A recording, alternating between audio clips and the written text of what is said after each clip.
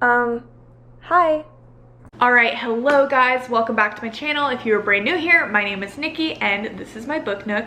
We have a little special guest today. He just looked so darn cute and I refused to move him. So Draco's gonna be chilling in the background with us today. But today we are talking about In 5 Years by Rebecca Serle. I have seen this book here and there, but honestly, I really have not seen any people talking about this book. What made me pick it up was my best friend in the entire world was stuck in an airport probably like 6 months ago and saw this book, ended up reading it. She is not a reader, like she's kind of become a reader in recent months and I've been loving it.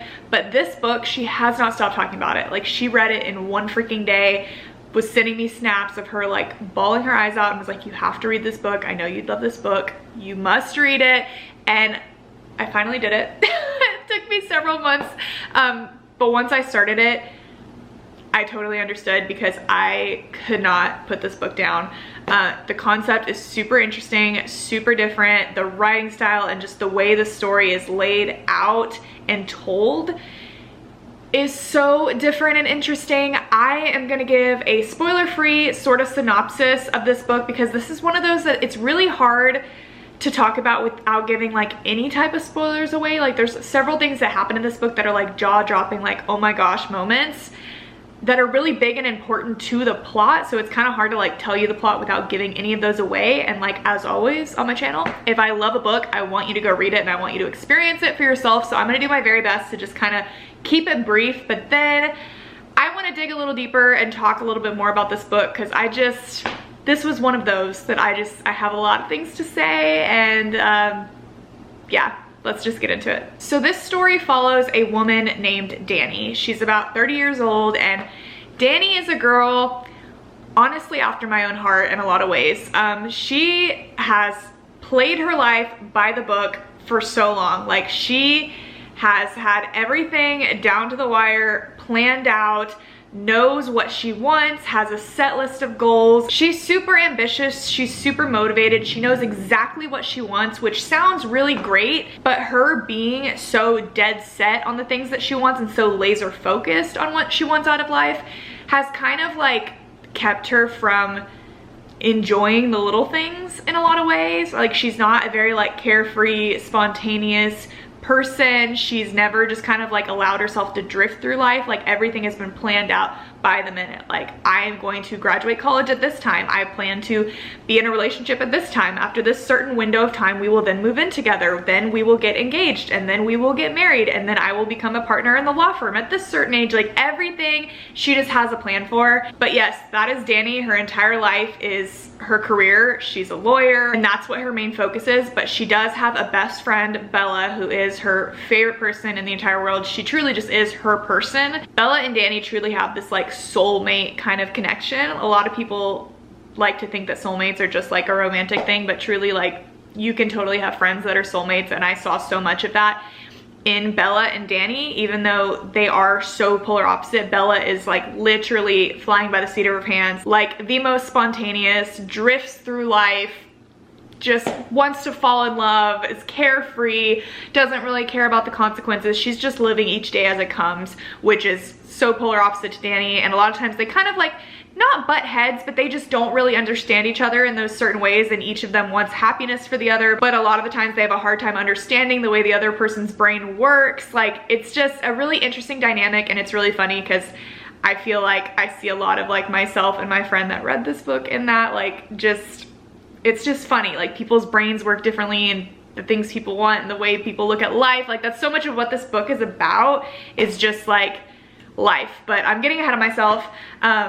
Along with Bella, Dani has one more person in her life that we are aware of at the start of this book. It is her boyfriend, David.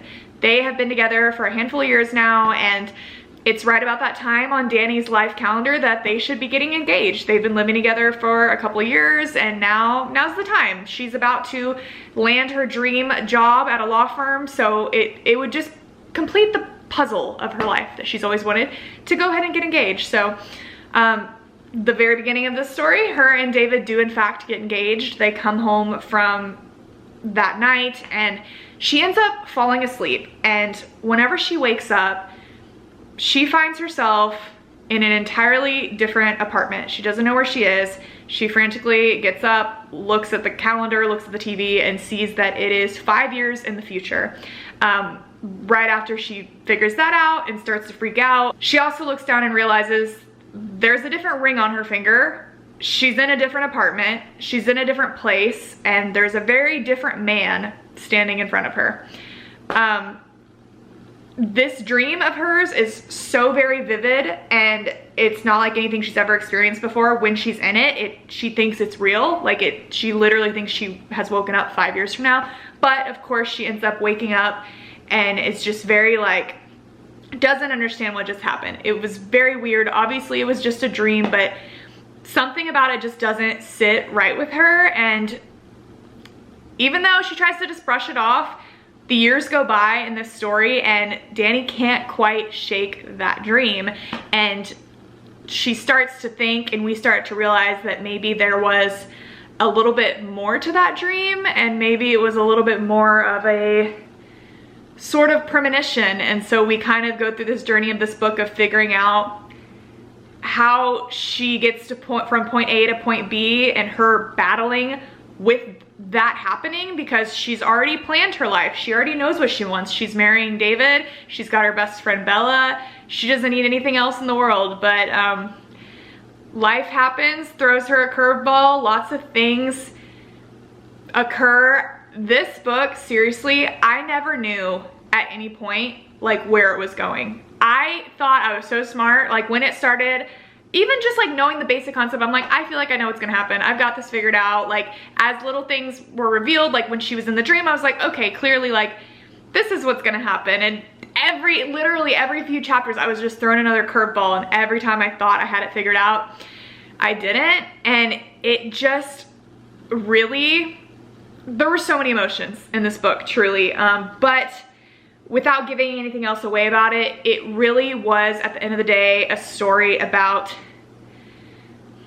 life. Like I said, I am such a fan of books. If you guys have been watching me for any amount of time, like you would know, I am such a fan of books that talk about life and its meaning and make you think about your purpose and what's really important and the way in which we should just live our day-to-day lives, and books that remind you to keep the people close to you closer, and just really reminds you what matters and just puts things into perspective. Like I have ranted and rambled about this concept for so long, but I personally saw a lot of myself in Danny. I'm not like quite as neurotic as her. I'm not like a lawyer that works 80 hours a week, but the way she like strategizes her life and thinks about timelines and how much time she has left and knows what she wants and wants to accomplish that, and hates the idea of like relinquishing control. And like the scariest thing in life is just the idea that she doesn't have control over it. Like I relate a lot to that. So I really found that I related to her character, and again, like her friendship with Bella, like I so understand that like soulmate sort of connection with your best friend, and not having a ton of people that are close to you, but having like one person that really does get you. Like I loved seeing her and Bella's friendship. Like that was so good in this story. And aside from that, I really can't say anything else without giving away spoilers. So at this point, if you have not read this book, please exit, go read it. I'm telling you, it was so good, you won't regret it. But now I'm gonna dig into the meat of this a little bit more. So if you've read this book, you obviously know she wakes up in this apartment. It's a very different man from David, a man she doesn't recognize. This man obviously recognizes her, and it's obvious that they are in some sort of relationship or entanglement or something. They clearly Danny clearly lives in this apartment that she's in. And then it is revealed shortly after, well, only shortly in the story, but a few years later, whenever Danny meets Bella's new boyfriend that she's so in love with and obsessed with, it is this guy from her dream, her premonition, that she saw herself having relations with 5 years in the future. It is this very same guy. And that obviously is a shock. Whenever we found that out, I was just like, oh shit. I kind of knew, like, this is what I'm saying. When I thought I had it figured out, I had no idea that it was gonna be Bella's boyfriend. I didn't know where the guy was gonna come in. But when Bella said she had a new boyfriend, I totally got a feeling. I was like, it's gonna be Aaron. Like, this is what it's gonna be. But obviously then I'm like, how does she end up with Aaron? Like, I couldn't possibly figure out, because it was so obvious how close Danny and Bella were, and how Danny would never want to hurt her. So I'm like, how are they gonna end up together? So I did have the thought. I was like, is Bella gonna die? Like, I don't understand how else they would end up together without their friendship just getting destroyed. I started to get stressed. I was like, is she just gonna straight up cheat on David? Is Aaron gonna cheat on Bella? Is Bella gonna catch them and then they just go their separate ways? Like, I was really stressed that that was just gonna be what it was and that they were gonna lose their friendship, because obviously that's horrible. But then, especially once it was revealed she was pregnant, I was like, that Bella was pregnant. I was like, how does Bella get out of the picture? Like, she's not gonna die now if she's pregnant. And then once the piece fell into place of she's not actually pregnant, that's not why she's experiencing these symptoms, it's because she has ovarian cancer or uterine cancer, whichever one it was. Cancer, bro. Cancer in books, like I just said, my biggest like fear in life truly is just like losing control. I feel like something like cancer is really just my biggest fear, just not being in control and being helpless and just not having control over your life and having something so horrible happen to you that you and no one around you can really truly prevent. Like, that is just so scary, especially when it happens like so young and like you just don't see it coming and then your life is just cut so short. Like, that's like seriously my biggest fear for like myself and for anyone that I know around me. Like, it just sucks. But in a way, this sounds weird, but cancer books I always just end up loving because they give you this reminder and this like slap in the face to like get it together and appreciate your life. I thought the very slow build of like Aaron and Danny's relationship, because of their mutual love of Bella, was really beautiful. I think a lot of people won't like this story because of just the simple principle that like Danny and Aaron get together when Bella and Aaron were together. But I think it's really beautiful. I love the way it turned out, and I freaking loved the end. Again, once again, never, like, I just figured they got together. I figured it was gonna be many years later that they just came together. But when it was revealed and you saw the mirroring of like the night that she saw in her dream was the night of Bella's funeral, and like the words matching up and understanding the meaning now of like the conversation that they were having, blew my mind. Like, I was like, no, like, it was just so clever the way that she did it. And I just loved it. And the way that it was left open-ended, that they didn't just get together. And it wasn't like, okay, one big happy family, my best friend just died, your fiance just died, let's just get together.